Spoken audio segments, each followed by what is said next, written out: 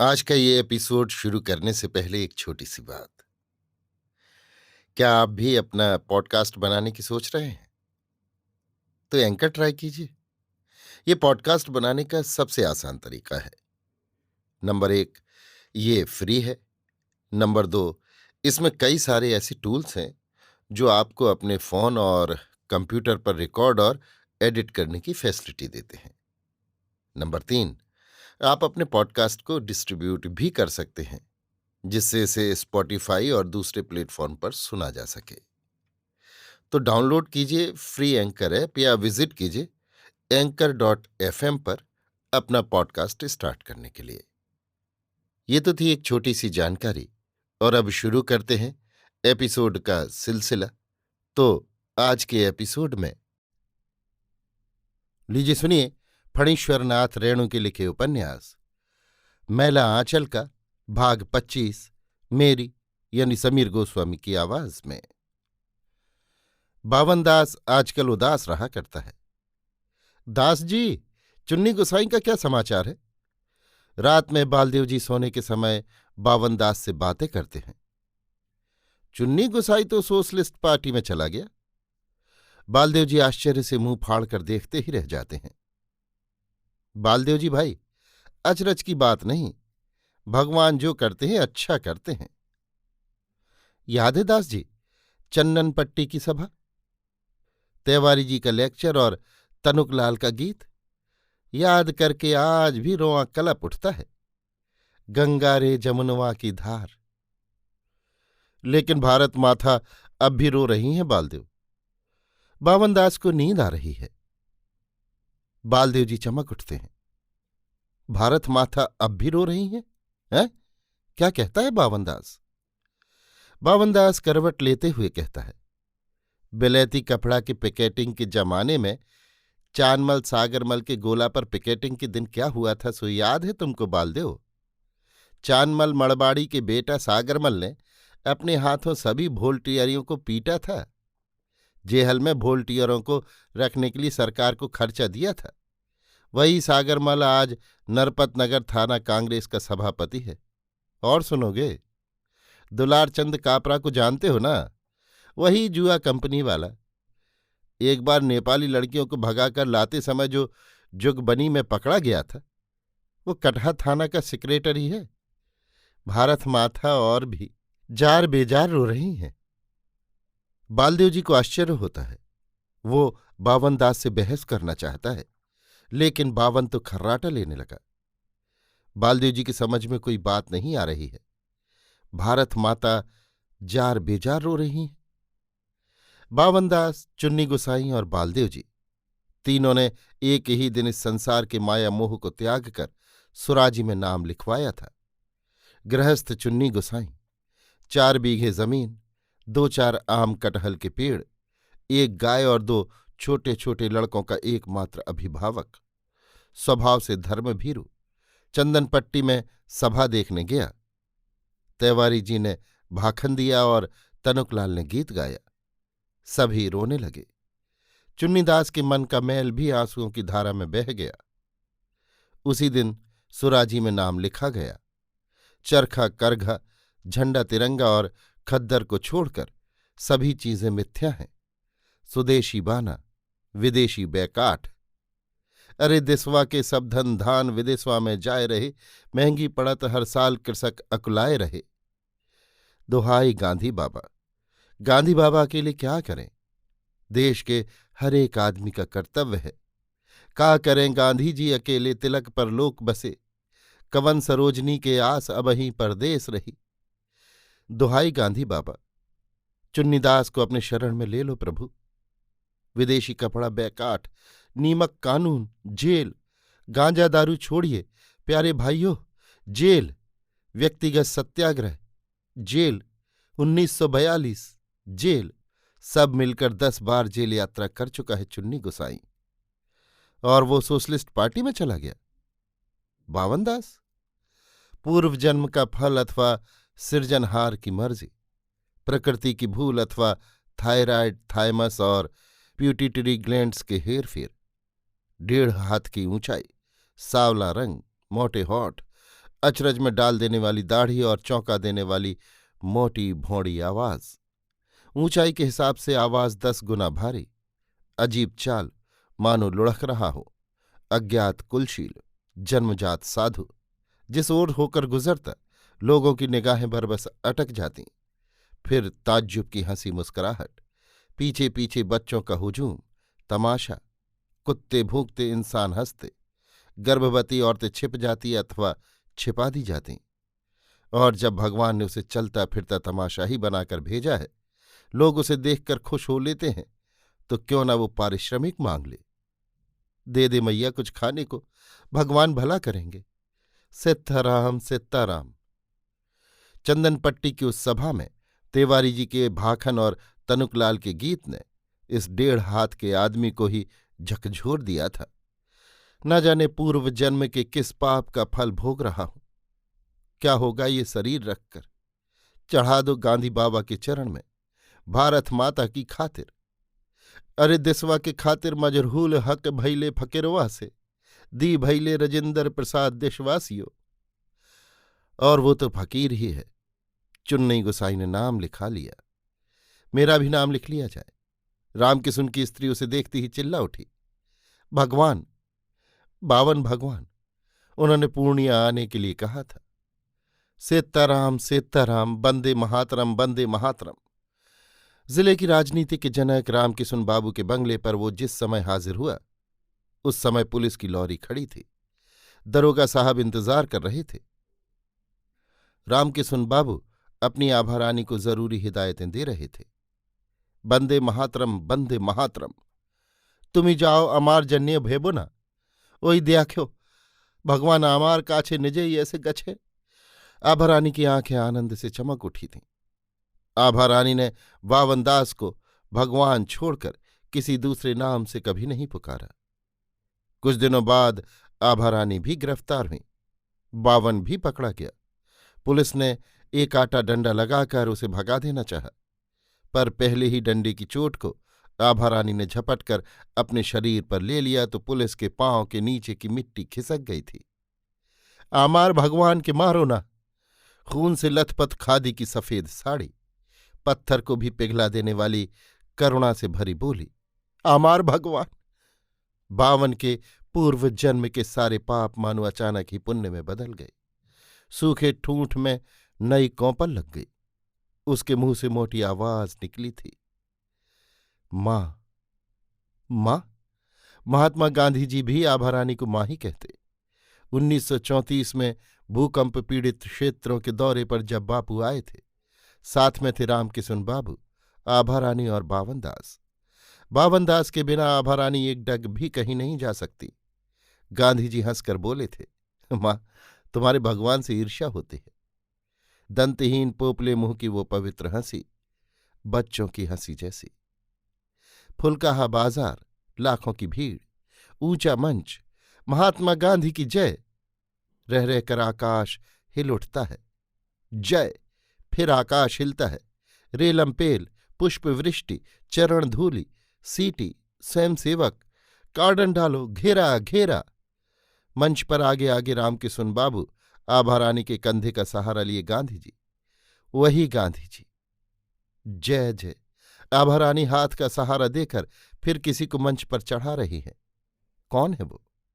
अरे बावनदास, बौना। गांधी जी तर्जनी से सबों को शांत रहने के लिए कह रहे हैं। लाखों की भीड़ में बावनदास खंजड़ी बजाकर गाता है, एक राम नाम धन साचा, जग में कछु न बाचा हो। आवाज दूर तक नहीं पहुंचती, लेकिन बावनदास, 1.5 हाथ ऊंचा ये झर आदमी कितना बड़ा हो गया है। महात्मा जी भीख मांगते हैं, हरिजनों के लिए दान दीजिए। रुपए की थैली, सोने की अंगूठी, चैन, बुताम, हार, कंगन, अठन्नी, चवन्नी, दुअन्नी, अकन्नी, पत्थर का टुकड़ा, किंतु सब कुछ देकर भी बावनदास से बड़ा होना असंभव। बावनदास को मानो कुबेर का भंडार मिल गया। ठूंठ के कौपल नवपल्लव हो गए। बापू। 1937 पंडित जवाहरलाल नेहरू चुनाव के तूफानी दौरे पर आए हैं। बावनदास को देखकर ताज्जुब की मुद्रा बनाकर कुछ देर तक देखते ही रह गए। फिर ललाट पर बल और नाक पर अंगुली डालते हुए गांगुली जी से अंग्रेजी में बोले, I remember the name of that book, यानी मुझे उस किताब का नाम याद नहीं आ रहा है। King of the golden river, Ganguly ji ने छूटते ही जवाब दिया। फिर दोनों एक ही साथ हंस पड़े। अब बावनदास भजन ही नहीं गाता, विख्यान देना भी सीख गया है। वो बोलने को उठता है। माइक स्टैंड काफी ऊंचा है। ऑपरेटर हैरान है। जल्दबाजी में वो क्या करे, कभी ऊंचा कभी नीचा करता है। फिर भी बावनदास से काफी ऊंचा है माइक स्टैंड। नेहरू जी बड़ी फुर्ती से उठकर जाते हैं, माइक खोलकर हाथ में ले लेते हैं, झुककर बावनदास के मुंह के पास ले जाते हैं। बोलिए। जनता हंसती है। बावन जरा घबरा जाता है। नेहरू जी मुस्कुराकर उसके गले में माला डाल देते हैं। बोलिए। प्रेस रिपोर्टरों के कीमती कैमरों के बटन एक ही साथ क्लिक क्लिक कर उठे थे। नेशनल हेराल्ड के मुख पृष्ठ पर बड़ी सी तस्वीर छपी थी। बावनदास के गले में माला है। नेहरू जी हाथ में माइक लेकर झुके हुए हैं, मुस्कुरा रहे हैं। तस्वीर के ऊपर लिखा हुआ है, माइक ऑपरेटर नेहरू। अगस्त 1942। कचहरी पर चढ़ाई, धाएं धाएं। पुलिस हवाई फायर करती है। लोग भाग रहे हैं। बावनदास ललकारता है। जनता उलटकर देखती है। 1.5 हाथ का इंसान सीना ताने खड़ा है। बंबई से आई आवाज। जनता लौटती है। बावनदास पुलिस वालों के पांवों के बीच से घेरे के उस पार चला जाता है और विजयी तिरंगा शान से लहरा उठता है। महात्मा गांधी की जय। बावन को गांधी जी जानते हैं, नेहरू जी जानते हैं और राजेंद्र बाबू भी पहचानते हैं। प्रांत भर के लीडर और राजनीतिक कार्यकर्ता जानते हैं। कैंप जेल में सुपरिंटेंडेंट की बदनामी के खिलाफ कैदियों ने सामूहिक अनशन किया था। अंत तक बावनदास और चुन्नी गुसाई ही टिके रहे थे। 25 दिन का अनशन। रदरफोर्ड और आर्चर ने इन दोनों को देखने मांगा था। गांधी जी की कठोर परीक्षा में, सत्य की परीक्षा में, सत्याग्रह की परीक्षा में खरे उतरने वाले 2 क्रूप और भद्दे इंसान। सुराजी में नाम लिखने के बाद सिर्फ 2 बार बावन को माया ने अपने मोहजाल में फंसाने की कोशिश की थी। दोनों बार वो चेत गया था। मोह फांस में फंसते फंसते वो बच गया था। महात्मा जी की कृपा। एक बार रामकिशुन बाबू ने सिमरबनी से मुठिया में वसूल हुआ चावल लाने को भेजा था। चावल बेचकर रुपया ले आना। 5 रुपए 3 आने। लौटती बार सिमराहा स्टेशन बाजार में जगमोहन शाह की दुकान पर वो दही चूड़ा खाने गया था। जगमोहन शाह जलेबियां छान रहा था और सहुआइन जलेबियों को रस में डुबो रही थी। बावनदास के मन में बहुत देर तक रस में डूबी जलेबियां चक्कर काटती रहीं। पथराहा के फागू बाबू ने अपने बाप के श्राद्ध में कंगाल भोजन कराया था। एक युग हो गया, बावन ने फिर जलेबी नहीं चखी। आखिर बावनदास ने दही चूड़ा पर 2 आने की जलेबियां ले लीं। लेकिन पेट में पहुंचने के बाद उसे अचानक ज्ञान हुआ। उसकी आंखों के आगे से माया का पर्दा उठ गया। ये पैसे, मुठिया। उसकी आंखों के सामने गांव की औरतों की तस्वीरें नाचने लगीं। हांडी में चावल डालने के पहले परम भक्ति और श्रद्धा से 1 मुट्ठी चावल गांधी बाबा के नाम पर निकाल कर रख रही हैं। कूट पीस कर जो मजदूरी मिली है उसमें से 1 मुट्ठी, भूखे बच्चों का पेट काट कर 1 मुट्ठी, और बावन ने उस पैसे से अपनी जीभ का स्वाद मिटाया। व्रतभंग, तप भ्रष्ट, दुहाई गांधी बाबा क्षमा करो। बावन फूट फूट कर रोने लगा। उसकी आंखों से आंसू झड़ रहे थे और वो कंठ में अंगुलियां डालकर कै करता जाता था, सीताराम सीताराम। 2 दिनों का उपवास, आत्मशुद्धि, प्रायश्चित। रामकिशुन बाबू ने बहुत समझाया। आभा रानी परोसी हुई थाली लेकर सामने बैठी रहीं। लेकिन बावन ने उपवास नहीं तोड़ा। मां, इस अपवित्र मन को दंड देने से मत रोको। अशुद्ध आत्मा मुझे बाबा की राह से डिगा देगी। माया का दूसरा फंदा। नमक कानून तोड़ने के समय श्रीमती तारावती देवी पटना से आई थीं। उनकी बोली में मानो जादू था। वो जहां जाती लोग उनके भाषण सुनने के लिए उमड़ पड़ते थे। जवान औरत, सिर पर घूंघट नहीं, भगवती दुर्गा की तरह तेजी से जल करती है, सरकार को पानी पानी कर देती है। मुट्ठी भर अंग्रेजों को हम नाच नचा देंगे। गोली सूली और फांसी का डर नहीं। पुलिस दारोगा डर से थर थर कांपते हैं। अंग्रेजों के जूठे पत्तल चाटने वाले ये हिंदुस्तानी कुत्ते, जरूर उसमें भगवती का अंश है। सभा खत्म होने के बाद उनके निवास स्थान पर भी भीड़ लग जाती थी। बहुत सी बांझ निपुत्तर औरतें चरण धूलि लेने आती थीं। भगवती, उनके खाने पीने और आराम करने के समय भी लोग जमे रहते थे। आखिर स्वयं सेवकों के पहरे का प्रबंध करना पड़ा था। एक दिन चंदनपट्टी आश्रम में दोपहर को तारावती जी बिछावन पर आराम कर रही थीं। सामने के दरवाजे पर पर्दा पड़ा हुआ था और पर्दे के इस पार ड्यूटी पर बावनदास।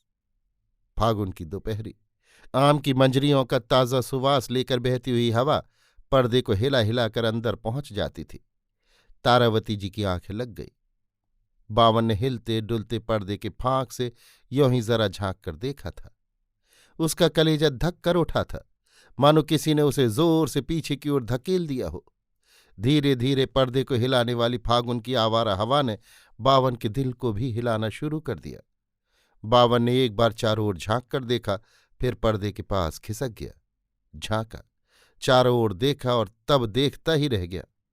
मंत्रमुग्ध सा पलंग पर अलसाई सोई जवान औरत, बिखरे हुए घुंघराले बाल, छाती पर से सरकी हुई साड़ी, खद्दर की खुली हुई अंगिया, कोकटी खादी के बटन, आश्रम की फुलवारी का अंग्रेजी फूल, गम फोरना, पांचू राउत का बकरा रोज आकर टप टप फूलों को खा जाता है।